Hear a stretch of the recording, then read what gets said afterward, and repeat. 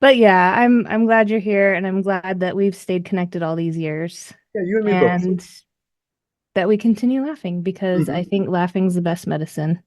Absolutely, absolutely. I mean, we all of us go through various kinds of highs and lows in our lives, and Mm-hmm. something I was very blessed to learn early on was there are differences in people, and there is always something to be learned, positive or educational. Because I don't think there's negative learning. There's always positive learning and educational experiences, and that's it. Yeah. But no matter what, got to keep on smiling. And I always end up meeting people such as yourself who bring a very positive vibe to my life, and and hope that I can do the same for you. And Yeah, for sure. I mean, I think we connected instantly. yeah, we did. I was wearing white, which is very weird for me. Well, yeah, I get it. What's up, you beautiful beasts? I'm Katie. I'm on a mission to help humans become the best possible versions of themselves and to strive for overall health, mental health, emotional health, physical health, all of the healths, without ever having to step on a scale. I have had the privilege to talk to all kinds of different humans who've been through a plethora of experiences just being a human and existing. I believe that every single time somebody shares their story, at least one person listening will learn from it, be inspired by it, and maybe, just maybe, even change the entire direction of their life. These are the stories of humans unveiling their beautiful beast. Keep listening. This is the Unveiling the Beast podcast.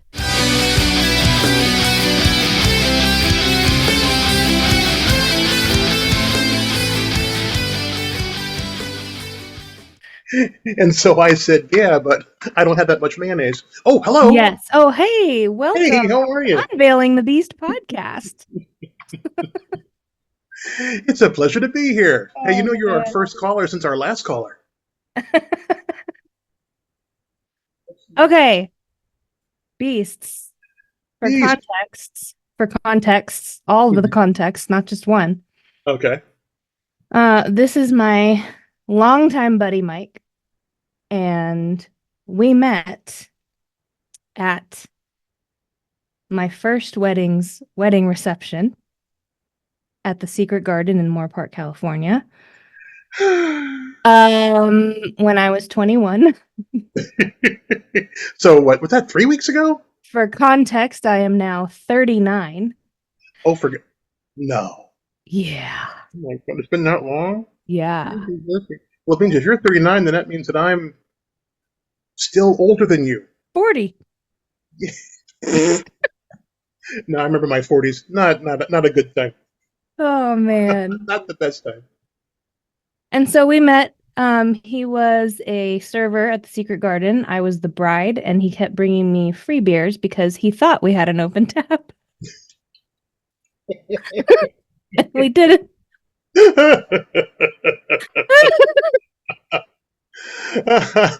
And then he would frequent the restaurant where I was a server called The Grinder. And then he became mine and my good friend Tigan's massage therapist. And he was a traveling rubber. And I have a joke, but I'm biting my tongue because y- I'm sure you have a family audience. no, this is a rated, this is always explicit content Oh, because okay. I like to say the word fuck on my podcasts. And Oh, I see. I see. Well, yeah, considering my background and the things that I do, and so when I get that Disney gig, I'll refrain from that. got it. Got it. But it's nice to know that it's open. And the next time we talk, if I'm not in my office, then all bets are Yes. open. But anyway, long story short, we've had a lot of laughs together and we Oh are yeah, still in touch. And I was like, why have I not asked you yet to be on my podcast? And so here he is. which I definitely appreciate. It's really, I mean, besides the fact that it's so enjoyable to be able to see you again. So we've now gone from typing on Messenger and Facebook to now doing this video exchange, Yes. bit of a visual intercourse, if you will. Ooh. So eventually, let's see each Um, other in person. yeah. And what's crazy is that you have seen my back naked, but just my That's back, true. not That's my very, very butt, good. just my And like back. I like to say to most of my massage clients, you look so much different with clothes on. So true. Ah. But yeah, I'm glad you're here and I'm glad that we've stayed connected all these years Yeah, you and me both. and that we continue laughing because I Hmm. think laughing's the best medicine. Absolutely, absolutely. I mean, we all of us go through various kinds of highs and lows in our lives, and Hmm. something I was very blessed to learn early on was there are differences in people, and there is always something to be learned, positive or educational. Because I don't think there's negative learning; there's always positive learning and educational experiences, and that's it. Yeah. But no matter what, got to keep on smiling. And I always end up meeting people such as yourself who bring a very positive vibe to my life, and and hope that I can do the same for you. And Yeah, for sure. I mean, I think we connected instantly. yeah, we did. I was wearing white, which is very weird for me.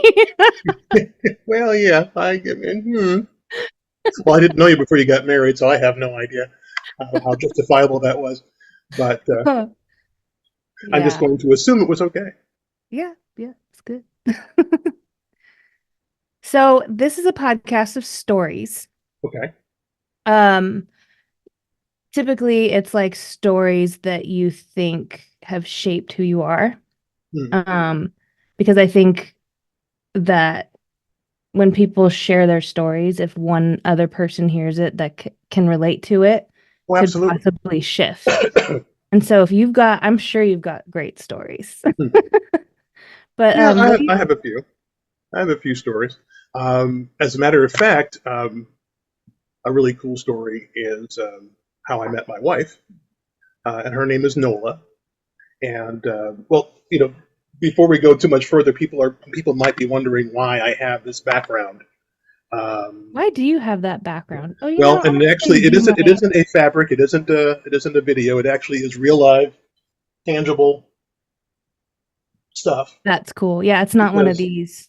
yeah, a couple of years ago. A couple of years ago, I became a professional Santa Claus. And so I've Mm. been doing the Santa Claus thing. Now this year will be my third professional year, but I've actually been portraying Santa Claus for family and friends and whatnot since the 1990s. Mm. So yeah, so borrowed. I used to work at Disney Studios, and of course now the people who are involved are no longer with us, so I can say this out loud and be on the airwaves. The costume manager, the guy who ran the costume department, let me borrow a Santa Claus suit for a Christmas party on the lot. Never asked for it back, so And I met a gal that I was dating, and she had a couple of kids, and we thought, hey, it would be great to take some pictures of Santa Claus putting presents under the tree. And so I had put the suit on. We took some pictures while the kids were asleep, and then they were really excited. And I think now the kids are 26 and 30 now. They were babies back when I met them, and so they still have the pictures of Santa Claus in their living room putting out Christmas gifts. That's cool. So when I do Santa Claus, a lot of times during COVID, for example, a lot of Santa Clauses did Zoom calls because Hmm. people couldn't get together. And so they do a live talk like we're doing now, and I'd be saying, hello, Billy, hello, Susie, whatever. And even though COVID was lifted, a lot of people still, some Santa Clauses felt more comfortable doing that. And so they still do, and I offer that service as well. Either do a pre-recorded Santa Claus interview video, or Hmm. to do a live action thing, depending on what people want to do. And so in my house, I have my background. So when I'm doing Zoom stuff, I can be in my workshop. That's so But anyway, cool. so after that So tangent, cool. meeting my wife, um, I had been married, and we were no longer married. And I had decided, you know what, Uncle Mike, the people's friend, If I date, that's great. If I don't date, that's fine too. I got a call from an old friend of mine. He was a musician that I played with in a band, Celtic band years ago. And hold on a second here. I have an audience. Hello, ladies. Yeah. Goodbye, ladies. Goodbye. We have a house guest in town, and my wife and she are going to go and talk in the other room. Nice. Anyway, You like how I smiled like I could see them? You worked that camera great. You're just like, hey, how you doing? I love that color on you. Thank you. Anyway, my drummer gave me a call, was playing with some other friends of ours we hadn't seen in years, so I was like, okay, big reunion. My wife was not my wife at all at that point in time. She was a student of this drummer. We played for belly dancers. So she was learning belly dance, and the teacher's husband was a drum teacher, hand drum. So big round hand drum, and you just kind of bang on it like this. And she won a drum. She was taking a class. This is the summer of 2015. No, summer 2014. And I go there. Hi, how are you? Good to see you. She was in the process of actually dealing with in her relationships. I was like, hi, nice to meet you, whatever, no big deal. So we go through and we're playing, and then they decided we were going to start playing monthly dance performances at this restaurant in Northridge. And so we're part of the band that started playing. And I was playing my flute and occasionally drums, or my recorders, and she was playing the drums. And then afterwards, they'd have a big party at the teacher's house. So one day, in walking through, I had made some Jello shots because it's what I do. And I overheard her talking to some people, and she made a reference to the show Carousel, which is a Broadway play, Broadway musical. A lot of high school students do it. I did Carousel at one point in time. And so she made the comment, and as I'm walking by, I said, no, Julie never changes. And I walked away. That's a line from the movie, a line from the stage show. I go to find out later on that she asked the drum teacher, what's this Myk guy's story? And he said, oh yeah, he's been divorced for a little while now, and he and the lady just didn't work out. And she actually told me, she said this to her, she said, wait a minute, he knows Broadway shows and he's not gay? I'm like, okay, all right. Okay. Yeah, we go on, and a little while later, she wanted to know. I was saying, I found out that she kind of liked me, so I'm like, started to be, me. And we started flirting back and forth a bit, and then I taught her how to properly eat a Jello shooter, and I gave her a lap dance, and then she asked me out. So our very first date was November 1st of 2014, and we've been together ever since. And we got married. We got married April 9th of 2016. So she's my kind of weird. 2016? I'm sorry? You said 2016? Yeah. We've been together a little over 8 years. Trying to figure out. Actually, technically 9 years because we were together before that. That's dating. But yeah, started dating November 1st, 2014. Married April 9th, 2016. That's cool. Yeah. She's really, really awesome. Really, very, very brainy. I like that about her. Always the quiet ones. Yeah. Well, I never kiss and tell. Did you kiss? Can't you tell? But, yeah, I was trying to do math in my head just now because April 9th is my birthday, and I'm trying to figure out how old I turn. Yeah. Well, what year were you born? I turn on? I was born in 85. Okay, 85, 95, but you were 31. Seems like a long ass time ago. Yeah. Yeah. Well, anyway, not to make it about me, but I was like, that's my birthday. Well, it is your show, so why should today be any different? Well, 85. Heck, I was 39. 85. 85. I was. Thank you. I was 31. I turned 31 at 85. Oh, that's no. cool. I turned 20. I'm sorry, 25. Excuse me. 25. 25. Yeah, I turned 25. So yeah, I was actually. I was still the owner of my comic book store. That's cool. Yeah, that's cool. I throw jokes out like that. I'm used to it because my husband's 8 years older than me, and so like he'll be like, "Yeah, back when I was 16, I'll be like in the 50s," and then like he'll turn it around on me. I'll be like, Back when I was 16, he'll be like 5 years ago. Hmm. Exactly. Yeah. Old, any movie is a classic. Is anything, a classic movie is anything newer than 2000. Yeah. Like, nothing existed before the year 2000. Yeah, my wife and I are 18 years different. So there was a back in the day. Back in Uh, my day. Back in my old days, uh, guys would say, if you see like a girl that you like find attractive, he's like, okay, well, gosh, well, how old would she be if you had taken her to your prom? And so I did the math, and I said, if I took Nola to my prom, my high school prom, it would have been taking her mom in her third trimester. Oh yeah, so that would have been, Interesting. yeah. The point of my story was, with regard to Nola, is that I figured I got married once, and that was it. It didn't Hmm. work out. I mean, I was actually my ex-wife's third husband. So, eventually I was thinking, hey, third time's a charm. And then when I got divorced, I thought, well, first time for everything. Yeah. And that was that. But I was very comfortable with like, okay, I'll just date. That's fine. More money to buy comic books and other things. Yeah. But then she just, when she asked me out, it was like, wow. And then we just clicked.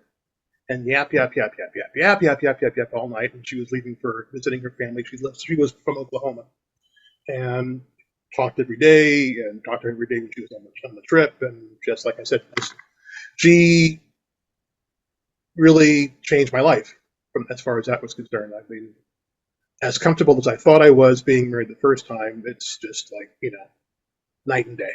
Yeah. And she's pretty darn awesome. So there was that. I love that. Yeah, Um, very cool. One day you will meet her. Maybe I can get her on the. I Maybe I hope can get her so. on the. Well, she's back in her meetings. She works. She works here from home, but she's in her office now. Oh, okay. Yeah. Like it's crazy to think I met you at my first wedding reception. I mean, he was an abusive drug addict, so that's kind of different, but Oh, there's that. Yeah. like yeah, I was in this I was trying to be a Christian and Hmm. Christians don't get divorced. And so, yeah. Well, actually, that's Catholics. Oh, see, I don't Christians know are doing shit it. about fuck. Yeah. So yeah, Catholics are the ones who are like really tight on the whole divorce thing, unless of course you're part of the Church of England, Got and it. yeah, because that's history nerd. Henry VIII wanted to get divorced. The Pope said no, so King Henry VIII said, "I'm making my own church," and created the Church of England. It's like now I can get divorced. Nice. So yeah, so there is that. Yeah, That's cool. yeah. I mean, it's particularly because how people are staying in relationships where you're just not doing either one of yourselves any good, you cause more and more damage. And then if there's children Yeah. involved, not just family, because the family's affected. Mm-hmm. Everybody who is involved, who touches your life, is touched and affected by your divorce. And Yeah. particularly if you have kids, it's even worse. But I know I have friends who have been divorced who they have made a solemn promise, like, yeah, we don't get along with each other, but we both promise not to talk bad about each other in front of the child, because that helps to mold that. No matter what happens, it molds the child into thinking and acting and accepting certain things. Yeah. I have a friend of mine who was in a very physically violent relationship, Mm. and her daughter for many years accepted guys who would do that. Some of them verbal, some of them physical, Yeah. but but you teach that to your kids. And, Yeah. That it's was her like, normal. yeah, exactly. Yeah. That's how you understand things. And Mm-hmm. when I was talking about being blessed with meeting so many different people, how I was raised was by a foster mom, and I went to a multicultural school. And when I went to be with my biological mom, she had been married to this Catholic guy. She was dating this kind of a Hesher, party all the time guy. Uh, and I had different families and friends that I stayed with. And I actually had a Jewish family that gave me a bar mitzvah when I turned 13. So there were so many different cultural and different things that came into my life that helped me to see that, no matter what, shit happens, and Mm-hmm. it's going to be okay if you want it to be okay. So, Yeah. work through that stuff. And it's very cool. So, again, being as open as Beautiful. I was, I got to meet you. So there's that. Yay! Yeah. Yay. One of the things that I wanted to mention about you, and Mm-hmm. toot, I'm going to toot your horn. Ooh, in front of all these people? Yes. Is that Honey, Katie wants to toot my horn.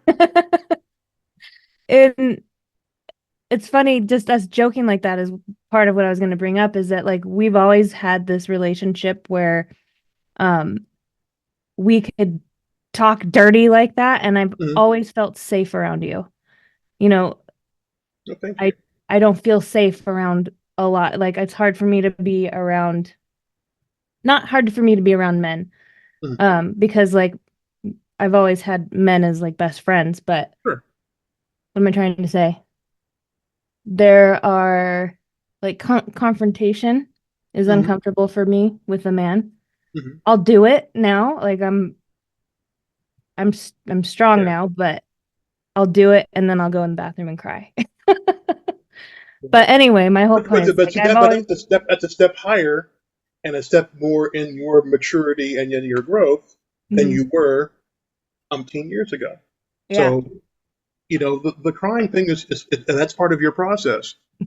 And you're all, as opposed to holding it all in and cutting yourself or hiding from people. I mean, just in our off and on, in contact, not in contact relationship, watching you grow has been really amazing. And you've just been so phenomenal that and it's really cool kind of going, I know her. I know. Aw, thanks. I mean, I was just a baby when we met. Like, 21. I mean, I thought I knew it all, and I finally know who I am, and then like every 5 or so years, fuck, who am I? mm-hmm. You know? And I think it's just gonna keep being that way as we get Absolutely. older. Yeah, I just heard a podcast with Julia Louis-Dreyfus, and she Mm. was interviewing Jane Fonda. And Jane Fonda is going to be 90, I believe. And Jane was talking about how, somebody had said that every 30 years you kind of reassess stuff, move into the next phase. And then, it just goes on. So it's like, and it breaks down into various, different sections. Hmm. But the big umbrella is like big 30-year chunk. Okay, this is what I've done from these years. Now moving on. Now I'm going to be 60 in August. So, I'm kind of thinking, okay, I'm Santa Claus now. And like, what do I want to do? And it's like, okay, well, this I can do until the knees go out. Because, getting older and I did a photo shoot and I had to bleach my beard because I'm not this gray quite yet. Not But yet. yeah, so I can keep on, bleaching here and there and powdering up until the beard decides, okay, we're just going to be gray.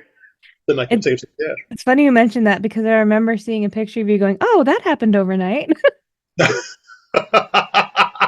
It literally did. Oh my god! Yeah, I read a page from your diary. I was like, good. Oh, but But ladies and gentlemen, will the comedy ever start? I'm gonna ask you a question that I ask all my usual guests that I don't know. Okay. Because recently, so I put up a post on a Facebook group called Need a Guest, and I had like hundreds of, like over 100 responses. Wow. So everyone I've been meeting lately is a stranger. Mm-hmm. And so, but I'm gonna ask you what I asked them. I say, uh, we've already told us a little bit about who you are, but why do you think you are who you are? And is there a story behind it? Hmm. Yeah, and it kind of correlates into a story or explanation to kids when I'm Santa. And kids have come up and said, and I learned this actually in Santa school, which there are many, and I actually am an instructor in a local Santa Claus school. That's so rad. yeah, So rad. yeah. Christmas Performers Workshop. The guy who got me into it, his name is Santa True. He and I have been friends since we were performing together at Renaissance Fair events and SCA events for a little over 30 years. And so he became Santa Claus about 10 years ago, and he's like, Mike, you got to get it. Like, you got to do this. We need diversity. We need this, that, and the other. And I finally relented, and I went, and it's been fantastic. One of the things that I learned in talking to kids, because the kid will say, well, why are you black? And I've gotten variations of that over the couple of years that I've been doing this professionally. And what I learned is that I tell kids, a lot of it's Santa magic. And what happens is that there are kids who, when they see Santa Claus, really have a need to see Santa a certain way. So there's somebody here who needed to see Santa look like me. So Santa is not just one guy. Santa is an idea. Yes. And brings certain things to certain people. As far as why I'm here,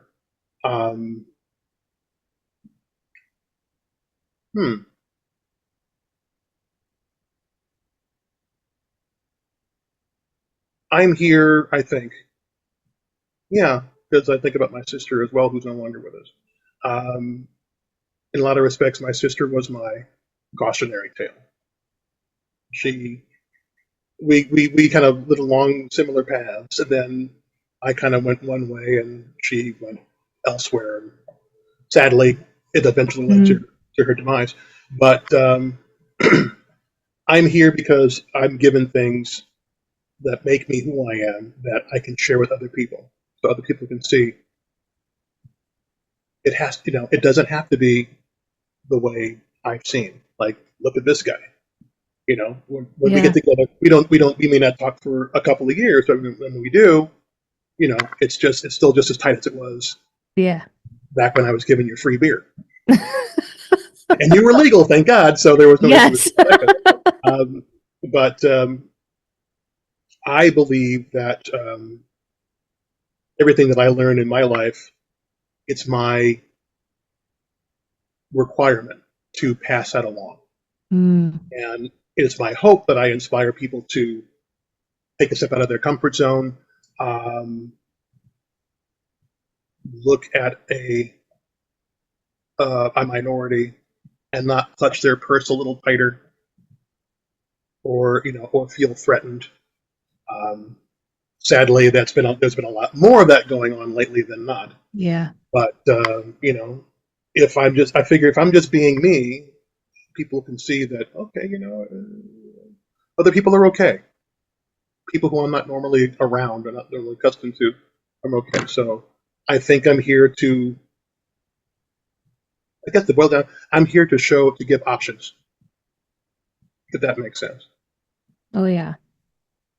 I love that you say everything you learn is like, you didn't say these words, but you said it's like a teaching opportunity. Absolutely. Every situation is.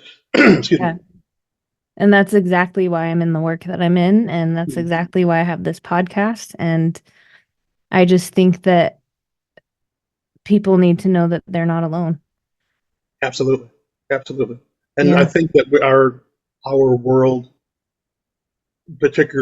specifically politically, but overall, this has kind of become,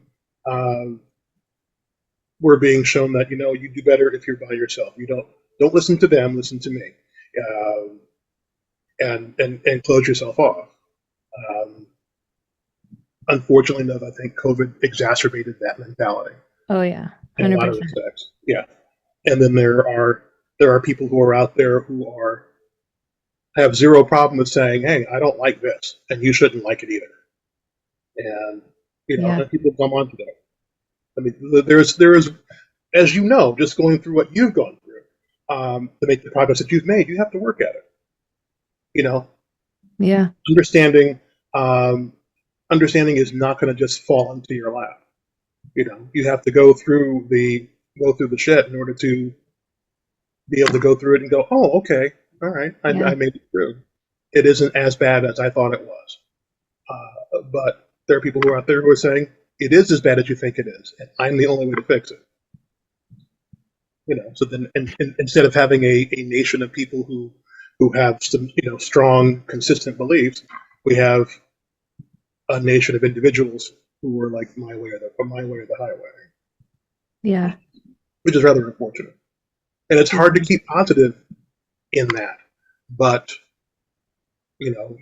I know because of what I've gone through, if I'm keeping positive, there is a reason why this is happening, and I can get through that and learn from it and move on. And I think you've embraced that in a lot of respects. I know I have, and that's what I strive to do, and that's what I strive to share with my friends. It's like it's going to be okay. We're going to get through it. There's a reason why it's happening. Let's see what the reason is, and let's move forward. Yeah.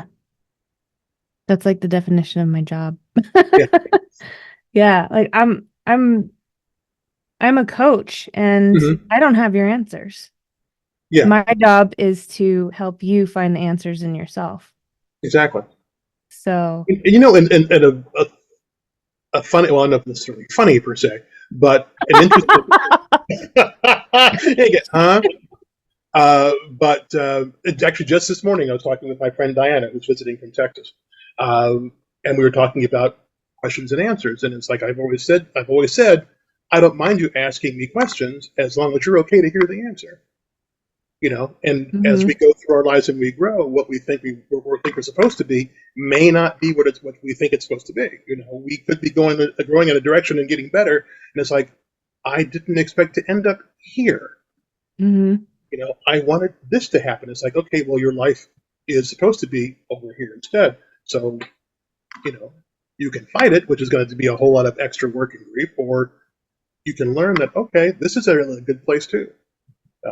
I was closing myself off. It's like, when I got divorced, I'm like, maybe just not for me.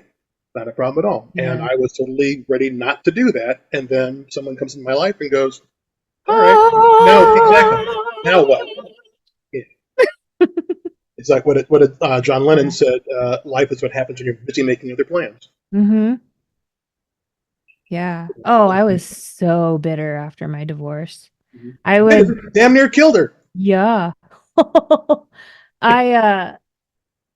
I was still waitressing at another restaurant, not the Grinder, and they had this magnificent counter area where this guy would sit, and his name was Butch. And every time a love song came on, I'd look at him and I'd go, this fucking song makes me want to puke. And he would laugh so hard, but I meant it. I was so bitter. I'm like, I'm just going to be a lesbian. No, because then that's a relationship too. Right. Yeah, big thing. I don't know if you can really pull off the Birkenstock thing. It's not the Birkenstock. Yeah, the Santa big. Oh. But sorry. Yeah. How dare you? And then I met my husband in person. Long story short, we met online, met in person 8 years later. Wow. Okay. Yeah. So we were just meeting as buddies. And when he pulled up next to me, it was like, oh. That's just so fantastic. Actually, I have a couple of friends. Like my friend Kat, she and her husband got met online. Kat was one of the original members of the Celtic band I used to play with back in the early 90s. And then, when we decided to go professional, she's like, I don't really want to do that. And she met her husband online. And I think they just celebrated 31 years, something like that. That's cool. Yeah. And jumping ahead, I was doing comic book reviews for sci-fi.com. It's a website, and used to do, and it turns out, and I totally forgot about this, one of the owners of the station, her name is Susan, she officiated the wedding of my friend Kat and her husband Ralph. And that's cool. And my band played for that wedding, and I met you 20 some odd years ago. I had almost 30 years ago. So, so many different things are connected. It's really kind of cool. Yeah. But wow, well, I have not met your husband as yet. You have not. Meeting him and your little munchkin. Yeah. So maybe Santa will have to give him a video call one day. if he's That still is in the yes, Santa, if he's please. still in that Santa period, because some Well, kids are back to what you were saying, how Santa's an idea. That's kind of what we're teaching him. Mhm. So it's so that when we pull the rug under him, it's not like, oh my God, there's no Santa. I'm just like, Santa's everywhere, and he's an Mhm. idea about Exactly. love and giving, and so we try to teach him that. Um, there was also something else you said I wanted to comment on. Oh, you were talking about how you were explaining Black Santa. Oh yeah. And So if that people that Santa, I look because there's somebody here who needed to see me look like this. yes. Kind of almost like an identification thing. Matter of fact, a beautiful story. I went to visit. My wife and I went to go visit her brother and sister-in-law in. They live in Baltimore, and they just had a little baby, and she's just the cutest little thing. And we're waiting for another couple of years to see what happens because Nola's brother is 6'7", and we're looking forward to seeing if the little baby girl takes after her mom or her dad. Which would be interesting. But anyway, I was thinking, hey, it'd be a cool idea since Christmas time will be at the time Christmas hadn't come up yet. I packed some of my Santa Claus gear so we could take pictures of Santa Claus holding her in the rocking chair at home and everything else to have for her for when she gets older to see. And we wanted to take some pictures at a local park, so we walked over to this park. And I said, just to warn you, because I'm dressed in Santa stuff right now, we're probably going to be stopping a lot. So we walked through. There were a couple of kids who were there on the sidewalk and are like, Santa Claus? And I'm like, hi, how are you? So took a couple of pictures. And then we walked into this bigger area, the section of the park, and these kids are on the swings and monkey bars, and I walked up and I'm like, hey, and they're like, it's Santa Claus, and they're like running off and they're coming over to me, and so I'm kneeling down and asking what people want for Christmas and how last year was and all this different stuff. And the really cool thing for me was that nobody said, hey, it's a black guy dressed as Santa Claus, or hey, it's Black Santa Claus. It was just it's Santa. Yeah. And that's what I believe as far as Santa is concerned. That's he isn't just one color, he isn't just one size. I have a gorgeous wardrobe that I'll have to show up to. Yeah. I wanted to ask you how you think, if you think at all, that I gave up thinking years relates ago. yeah. I mean, I had a baby once, so he was cut out of me, so All right. yeah. Now I just sit here and drool and give him money. Exactly. Yeah. I don't even know if I'm going to keep this in, but the concept of white Jesus, even though he's Middle Eastern, Mm-hmm. would you say that's the same thing? Like people just need to see him as Well, they. I mean, and then there's a. Yeah, I love it's kind of controversy. it's kind of weird that like I saw a picture once where somebody's grandmother had a picture of Jesus on their mantle, and it was Ian McGregor dressed as Obi-Wan. It's like no, but yeah, it's like people don't realize it's like okay, well you see in the news how everybody looks in the Middle East, how everybody looks in that area of the Middle East. Besides the fact that Jesus was actually born more in the spring, summer, as opposed to the dead of winter. But that's a whole other story entirely. Um, yeah, I'm not really affected by it from the standpoint of it doesn't really like my Jesus. I know Jesus is from here, so I know he looks like this. So I know this is wrong. As far as I'm concerned, Jesus is the Son of God, and that's who he is. If he's drawn like this or he's painted like this, really have no control over that. It's just like with Santa Claus. Santa Claus uh, was actually born. The Saint Nicholas was actually born in Turkey, and so people in Turkey aren't blonde hair and blue eyed. They just aren't. It doesn't work Yeah. that way. But by the same token, when his myth and his story and his history became Santa Claus. The first images of him as Santa Claus drawn in the United States was around 18, like the mid to late 1800s, by Condé Nast, written for, he drew it for some newspaper. And the thing was, he was a German guy who was basing his images on what he learned about Father Christmas when he grew up in Germany. And so, of course, he was drawn white. Now, educationally, he might know that it was originally, St. Nicholas from Turkey, but you want to keep a job in the United States in the 1800s, you don't draw Santa Claus as a black guy. You just, and so that image kept on being perpetuated, and then come to the 1930s when they had Coca-Cola started making those billboards and advertisements with the cherub, cherry cheeks and the big white guy with the big beard drinking Coca-Cola. That established who Santa Claus was visually here in the United States. So I'm actually working up I don't know what it's called, necessarily a one-man show, or maybe even a TED Talk, I have no idea, where I would actually start telling a story all the way through of his beginnings in Turkey, how the story got tossed around. I mean, there was this he was a priest, or he was a pastor, and there were a lot of poor people and whatnot, and so he would actually, at night, people would, to dry their socks, at nighttime after that being working all day, they hang them up on their fireplace mantles. And there was a family. Let's make sure I get this right.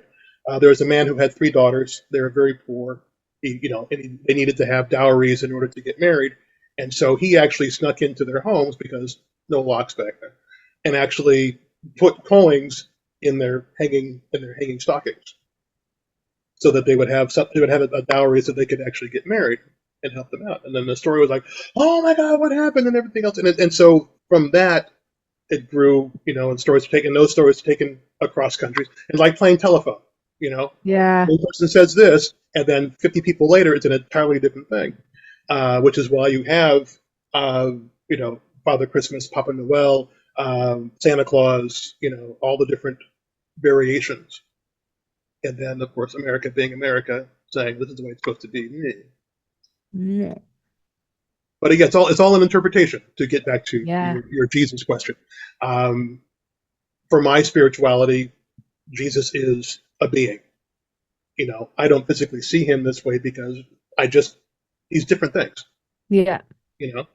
I mean, as far as I'm concerned, I can see Jesus in a picture just as well as I can see Jesus in a tree or a blooming flower, or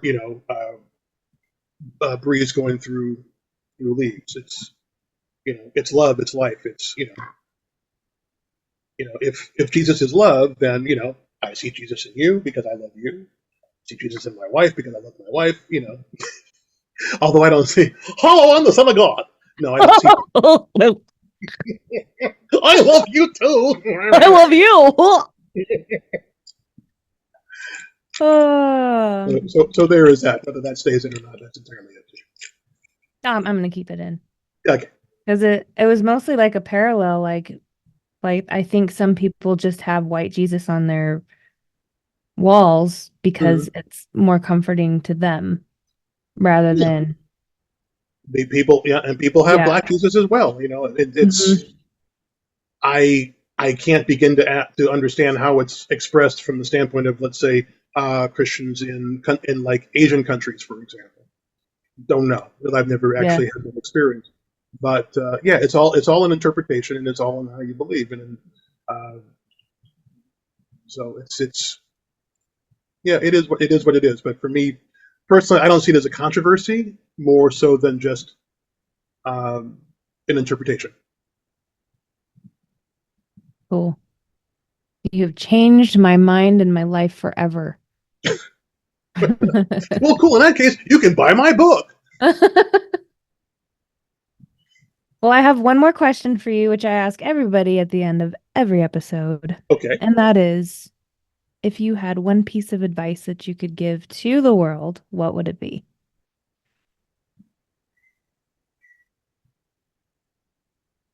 One piece of advice to the world. To the world. To the world. I'm assuming it's going to go through some sort of universal translator because, I don't speak a bunch of different languages.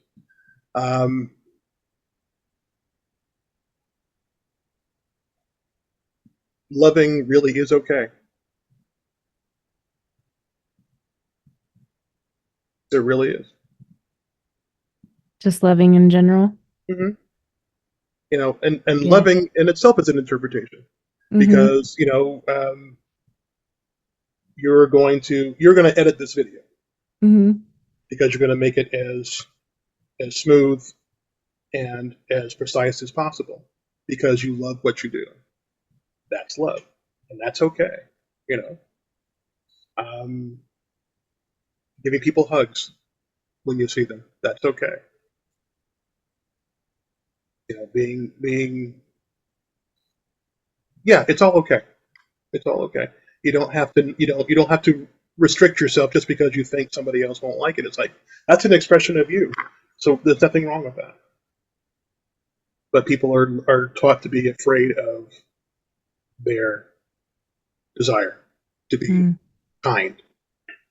They're afraid to say to somebody, I understand that this is how I feel, but I accept that you feel that way. That's okay. I mean, that's less. Respect is love. To a certain extent, opening up a door for somebody to go into a business is love. Because I'm being courteous to you. I'm thinking about you instead of thinking about myself. So that's there's been versions of this in all biblical writings, in psychological journals. And we know scientifically speaking that when we are nice, we feel better. We are healthier when we're actually giving and expressing ourselves. So there we go. Loving is okay. Ladies and gentlemen, Myk Price signing off. Until next time. Thanks for coming. Bye-bye.